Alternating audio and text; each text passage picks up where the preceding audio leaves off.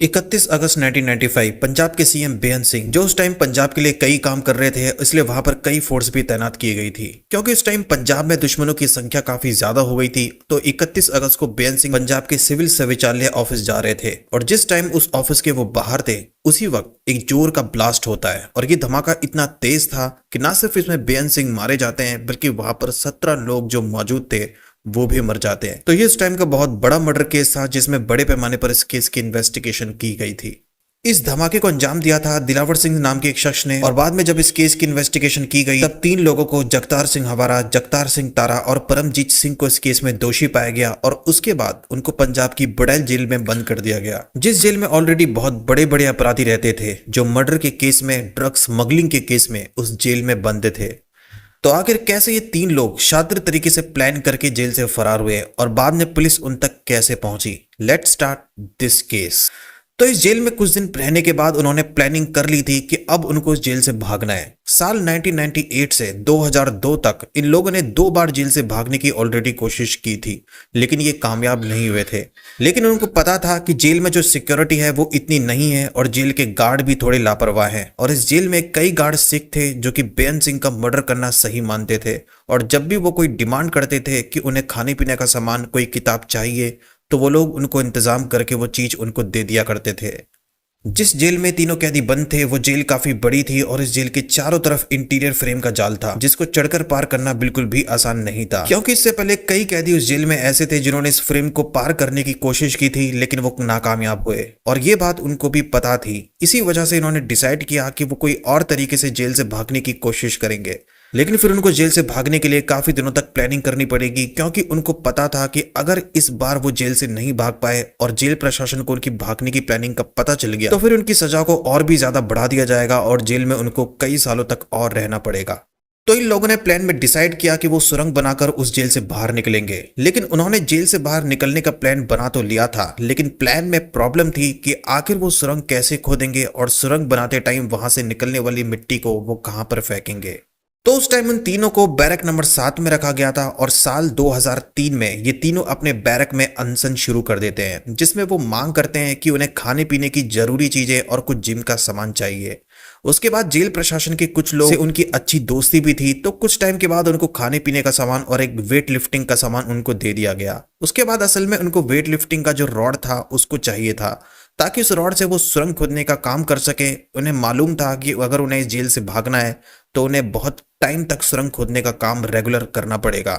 एक शख्स नारायण सिंह जो कि बैरक में इन तीनों से मिलने आता रहता था और उसको भी पता था कि वो तीनों जेल से भागने की प्लानिंग कर रहे हैं और जब भी वो बैरक में उनसे मिलने वहां जाता तो कुछ फल ले जाता था और वो अपने साथ पगड़ी जरूर ले जाता था क्योंकि जेल ब्रेक में इसी पगड़ी का इस्तेमाल करके उनको इस जेल से भागने में मदद मिलने वाली थी। उन्होंने ये भी प्लान कर रखा था कि बाद में उस पगड़ी को कैसे भागने में इस्तेमाल करना है।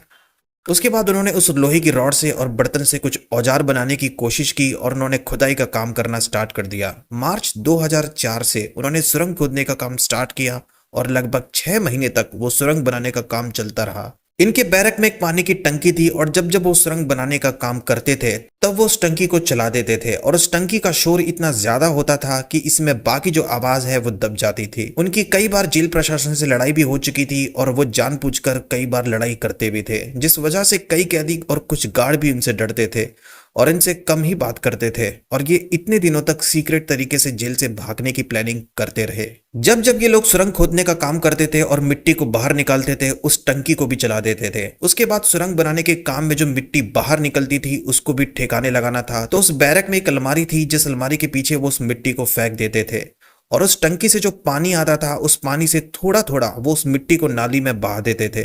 अब यहाँ पर भी जेल प्रशासन की एक लापरवाही पता चलती है। जब भी किसी जेल में कहीं एक्स्ट्रा मिट्टी या नाली में अगर बहुत मिट्टी भी जेल अधिकारी को दिखाई दे तो उस वक्त उनको सतर्क हो जाना चाहिए कि मामला कुछ गड़बड़ है और कोई जेल का कैदी जेल से भागने की कोशिश कर रहा है। कई बार ऐसा हो चुका है कि इसी वजह से सही टाइम पर बहुत सारे कैदियों को भागने से पहले ही पकड़ लिया गया था। अब लगभग 6 महीने तक उनका सुरंग बनाने का काम चलता रहा और इसी दौरान जेल प्रशासन को पता भी नहीं चला। बल्कि हर जेल में ये रूल होता है कि हर 3-4 महीने बाद जेल में इंस्पेक्शन होता है जिसमें सभी बैरक की चेकिंग की जाती है। लेकिन उस टाइम वो लोग इतने टाइम तक भागने की प्लानिंग का काम करते रहे। इसका मतलब किसी जेल प्रशासन के अधिकारी ने उस बैरक में चेक नहीं किया। तो ये स्टार्टिंग में जेल प्रशासन की लापरवाही थी। तो आखिरकार 6 महीने की कोशिश के बाद लोगों ने 14 फीट गहरी और 2.5 फीट चौड़ी सुरंग बना डाली और वो सुरंग उस जेल की दीवार से बाहर जा रही थी जहां पर खेत था। अब डिसाइड ये किया जाता है कि किस दिन उनको जेल से भागना है, लेकिन अगर वो दिन में जेल से भागते हैं तो हो सकता है कि उस खेत में कोई शख्स मौजूद हो और बाद में वो जेल गार्ड को बता दे, तो ये रिस्क था। और रात में भागने में प्रॉब्लम ये थी कि रात में सर्च लाइट चारों तरफ घूमती रहती थी, तो वो सर्च लाइट में भी आ सकते थे। अब उनको भागने से पहले उस सर्च लाइट को बंद करना था, लेकिन आखिर कैसे? क्योंकि जिस बॉयलर रूम में उस सर्च लाइट को बंद किया जा सकता था वहां पर एक सिक्योरिटी गार्ड हमेशा रहता था और वो सर्च लाइट को तभी बंद कर सकते थे जब वो सिक्योरिटी गार्ड वहां से निकले। तो स्टार्टिंग में तो वो सबसे पहले इंतजार करते रहे कि कब वो गार्ड वहां से बाहर निकले और कब वो उस बॉयलर रूम के अंदर दाखिल हो जाए, लेकिन ऐसा नहीं होता। कई दिन इंतजार करते हो जाते हैं, लेकिन एक टाइम के बाद उस बॉयलर रूम में कुछ खराबी आ जाती है, जिस वजह से गार्ड कंप्लेंट के लिए वहां से बाहर निकलता है और एक दूसरे रूम में जाता है। जैसे ये बात तीनों को पता चलती है कि उस बॉयलर रूम में फिलहाल कोई नहीं है, उनमें से परमजीत सिंह उस रूम में दाखिल होता है और सबसे पहले ढूंढने की कोशिश करता है कि उस सर्च लाइट का स्विच कहां पर है जिसमें उस लाइट को बंद किया जा सके। लेकिन अभी वो स्विच उनको बंद नहीं करना था, बल्कि पता लगाना था कि वो स्विच है कहां पर, क्योंकि भागने से पहले उनको वही स्विच ऑफ करना था। अब उस बॉयलर रूम में काफी टाइम हो चुका था। अचानक से उसे लगता है कि उस रूम में कोई दाखिल होने वाला है, लेकिन इससे पहले ही वो वहां से निकल लेता है। लेकिन उसने पता लगा लिया था कि वो स्विच कहां पर है। अब भागने से पहले लगभग 15-20 मिनट पहले उनको वो स्विच ऑफ करना था। तो आखिरकार कुछ दिनों की प्लानिंग करने के बाद डिसाइड किया जाता है कि 22 नवंबर को वो लोग इस जेल से भागेंगे और सुबह के 5 बजे वो सुरंग से होकर उस जेल की दीवार से बाहर निकलेंगे। तो सबसे पहले वो बॉयलर रूम में जाते हैं और वहां पर उस स्विच को ऑफ कर देते हैं, जिस स्विच से वो सर्च लाइट जल रही थी, और उस स्विच के ऑफ होते ही वो लाइट बंद हो जाती है। उस वक्त ज्यादा उजाला भी नहीं हुआ था और इसी वजह से उन्होंने उस टाइम भागने का फैसला किया था जब ज्यादा लोग ड्यूटी पर ना हो। तो सर्च लाइट बंद थी और उस टाइम अभी भी उजाला नहीं हुआ था और 6 महीने तक ऑलरेडी वो सुरंग बना चुके थे। उन्होंने खुदाई के दौरान सुरंग के अंदर जाने के लिए पगड़ियों को रस्सियों में बदल दिया था और उस टाइम उस सुरंग में एक बल्ब और तार भी मिला था। वो सुरंग उस जेल की दीवार से बाहर जाती थी। तो 22 नवंबर 2004 को वो लोग उस सुरंग से जेल की दीवार से बाहर खेत में निकलते हैं और फिर वहां से गायब हो जाते हैं। और उसके बाद कई वक्त तक जेल की कई अधिकारियों को पता भी नहीं लगता कि वो लोग जेल से फरार हो चुके हैं। लेकिन इस जेल से भागने के बाद तीनों को कई वक्त तक भागते रहना था, क्योंकि उन्हें मालूम था कि अगर वो भागते भागते थोड़ी देर के लिए भी रुकेंगे तो हो सकता है कि जेल के गार्ड उन तक जल्द पहुंच जाएंगे। इसलिए जैसे ही वो जेल से बाहर निकले उन्होंने बहुत तेजी से भागना शुरू कर दिया। उस खेत से भागने के बाद कुछ देर में वो जंगल में पहुंच जाते हैं और वो जंगल काफी बड़ा था और इस जंगल में उनको प्रॉब्लम ये आ रही थी कि उन्हें समझ में नहीं आ रहा था कि आखिर वो किस दिशा में भागे, क्योंकि वो अगर गलत दिशा में भागेंगे तो हो सकता है कि वो पकड़े जाएं। लेकिन फिर भी उन्होंने पता लगाने की कोशिश की कि किस ओर भागना सही रहेगा और आखिरकार काफी मेहनत के बाद वो भागते भागते वहां पहुंच जाते हैं जहां रोड शुरू हो रही थी। उसके बाद जेल रूल के हिसाब से डेली सुबह करेक्ट टाइम पर सभी कैदियों की गिनती होती थी और बाद में जब सभी कैदियों की गिनती की गई तो पता चला उनमें से कुछ कैदी तो रिकॉर्ड में थे ही नहीं। उसके बाद स्टार्टिंग में उनको लगता है कि हो सकता है कि वो अभी भी बैरक में सो रहे हों। उसके कुछ ही घंटों बाद जब करेक्ट टाइम पर बैरक में कैदियों को जगाया जाता है जो अभी भी सो रहे थे, और जब जेल गार्ड बैरक नंबर 7 में पहुंचता है तो पता चलता है कि वहां कोई है ही नहीं। उसके बाद वहां पर जेल प्रशासन के कई और लोग आते हैं और बैरक के अंदर जब उनको एक सुरंग खुदी हुई मिलती है तो उनको भी अंदाजा हो चुका था कि वो तीनों जेल से फरार हो चुके हैं। अब उनके भी हाथ पैर फूल जाते हैं, क्योंकि वो पहले भी जेल से भागने की कोशिश कर चुके थे और जेल अथॉरिटी को कई बार वार्निंग दी गई थी कि ये लोग जेल से भाग सकते हैं, तो सिक्योरिटी और ज्यादा होनी चाहिए। तो जेल से भागने के बाद अगले दिन उस जेल में कई इन्वेस्टिगेशन टीम पहुंची। स्टार्टिंग में सीबीआई ने उस सुरंग को चेक किया तो वो पहले मानने के लिए तैयार ही नहीं थे कि कोई कैसे इस सुरंग से होकर उस जेल से बाहर निकल सकता है। लेकिन जब स्पेशल फोर्स के लोग उस सुरंग से होकर जेल से बाहर निकलते हैं तब जाकर उनको यकीन हुआ कि हाँ, उस सुरंग को बनाने में काफी ज्यादा टाइम लगा है और उस सुरंग के जरिए कुछ टाइम में जेल से बाहर निकला जा सकता है। और इतनी बड़ी सुरंग 2-3 दिन में नहीं खोदी जा सकती थी, इसलिए कई विशेषज्ञों को पता लग चुका था कि लगभग इस सुरंग को बनाने में 5 महीने से ज्यादा का टाइम लगा है। और उस जेल में पुलिस को कई जगह पर मोबाइल फोन भी मिले थे और उसके अलावा कई प्रकार का ड्रग भी उस बैरक में मिला था, जिसमें चरस और तंबाकू भी था। तो उनके जेल से भागने के बाद कई सीनियर ऑफिसर को इस जेल ब्रेक का पता चलता है और फिर दोपहर तक मीडिया में भी खबर शुरू हो जाती है कि 3 कैदी चंडीगढ़ की बुड़ैल जेल से शातिर तरीके से प्लान करके फरार हो चुके हैं। और फिर देश में कई लोगों को जेल से भागने की खबर का पता चलता है। उसके बाद इस केस की इन्वेस्टिगेशन की जाती है और पुलिस डिपार्टमेंट को पता चलता है कि नारायण सिंह नाम का शख्स उस जेल में कई बार जा चुका था और कई बार उसने उनको खाने पीने का सामान और पगड़ी भी दी थी। इसलिए पुलिस नारायण सिंह का एड्रेस पता लगाने की कोशिश करती है और उसके बाद उसके घर के एड्रेस पे जाके उसको अरेस्ट कर लिया जाता है। अरेस्ट करने के बाद उसे पुलिस स्टेशन ले जाया जाता है और फिर उससे पूछताछ की जाती है। स्टार्टिंग में तो वो मना करता है, लेकिन पुलिस को अंदाजा था कि उसे पता है कि वो लोग जेल से भागने की प्लानिंग कर रहे हैं, इसलिए पुलिस उसको रिहा नहीं करती और सख्ती से पूछताछ करती रहती है। उसके बाद वो कबूल कर लेता है कि हाँ, उसे भागने की प्लानिंग का पता था, लेकिन उसे ये नहीं पता कि आखिर वो लोग जेल से भागने के बाद कहाँ चले गए। लेकिन कुछ दिनों के बाद इस केस में पता लगता है कि नारायण सिंह ने एक टाइम के बाद उन लोगों को कार उपलब्ध कराई थी। एक जगह से दूसरी जगह भागने में नारायण सिंह ने उनकी मदद की थी।